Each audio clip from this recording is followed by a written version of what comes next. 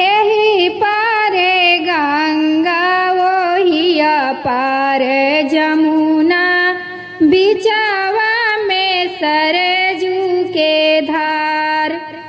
ओही शीतल जलावा में शिवयड़ा भंगिया, नहाएले जटा बिखराय।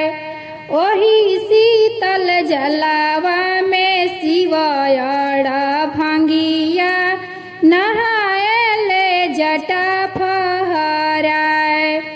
जलावा भरन आइली गौरा महारानिया, जोगिया से लड़ले नजार।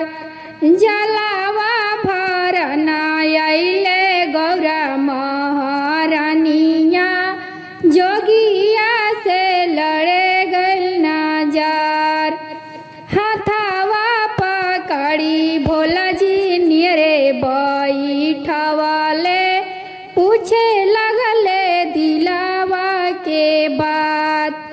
हाथावा पकड़ी शिवजी नियरे बैठवले, पूछे लगले दिलावा के बात। के कर आलारी गौरा के कर दुलारी, काहे लागी रहेलू कुंवार।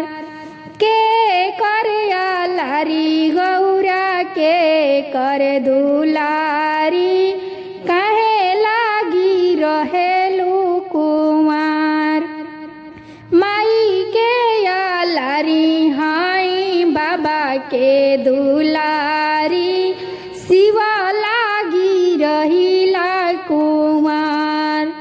माई के आलारी हाई बाबा के दुलारी, शिवा लागी रहिला कुंवार। एतनी बचनिया शिवजी सुनाही ना पवाले, चली दिहले मड़वा छवाय। एतनी बचनिया शिवजी सुनाही ना पवाले, चली दिहले मड़वा छवाय। मड़वा छवाई शिवजी पंडित बोलावाले, करे लगले गौरा से बिया। मड़वा छवाई भोला जी पंडित बोलावाले, करे लगले गौरा से बिया।